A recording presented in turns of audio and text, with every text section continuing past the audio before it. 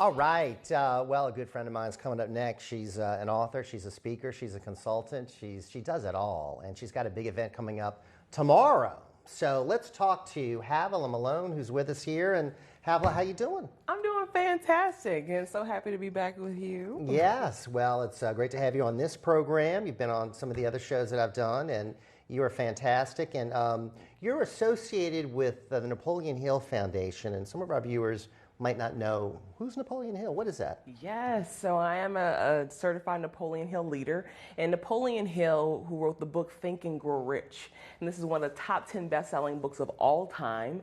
And Napoleon Hill, he actually interviewed over 500 of the most successful people of his time, including Andrew Carnegie, the steel magnate, Henry Ford, President Roosevelt, and found out from them what was the things that they did differently from everybody else, and created a philosophy of success, which are these 17 principles of success that are found in Think and Grow Rich. So you have implemented them in your life, and you Yes. found them to be successful. It's helped you become a success. Big time. These are life principles, business principles. You use these, you will be successful. It's created more millionaires than any other success philosophy in the world. Well, that's tremendous. And you've been motivated to do a lot of things in your life. And one of the things you've done is become an author. Yes. So tell us about Oliver Hill. Yeah, so the newest book is actually in collaboration with the Napoleon Hill Foundation. It's called The Amazing Adventures of Oliver Hill. So it's actually based on those 17 principles of success, now finally available for the first time in history for children. And so it breaks each principle down into a short rhyme children's story so they get to understand and see the application of the principle. And it's a fun adventure that they go on with Oliver and his friends. And they get to learn as a foundation for themselves how to be successful in life. Now, you've written other books. Is it a challenge to write one for children? How was that transition? You know, it's really interesting that you asked that, because for me, it actually wasn't a challenge. It was pretty easy writing for in the child's form. And I think too, because I'm still a child at heart, you know, I love Disney songs and like going to see like kid movies and things like that. You love Barbie. I do, and I love, you know, I love Barbie. Right. So it really wasn't that hard of a transition for me at all. It was surprisingly, it was pretty easy. So, and Napoleon Hill's principles, that translates easily to children? Yes, definitely. And the way that these stories are broken down, because like we teach the principle of definiteness of purpose through a story called The Amazing Lemonade Stand, you know, or that mastermind alliance about working together and using the skills and abilities of other individuals through a story called The Ice Cream Contest. So we make it in terms that kids will really understand and they can see themselves, so they can start applying those principles in their own lives.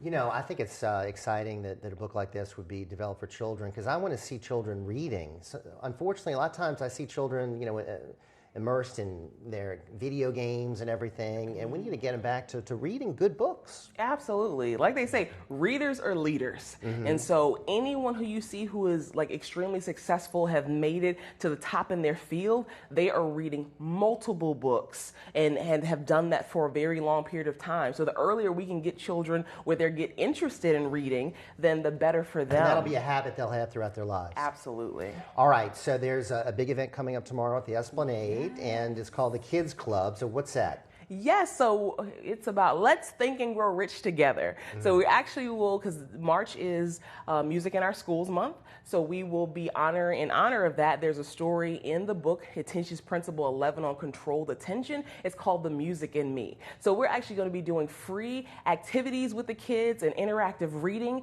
We're going to have a live musical performance and even awards that the kids are going to be getting. And the event is completely free for families to attend. So families bring their kids, parents can come too? Absolutely. We want you to come out and participate and be a part of the process, on top of the fact you have to supervise your children. Right. I mean. Yeah, you're not there to do that, right? You're busy. You got other stuff going on. Now, it's going to be, where are the Esplanade Mall is it going to be? So it's going to be downstairs on the first floor in the center court. So you will not be able to miss it.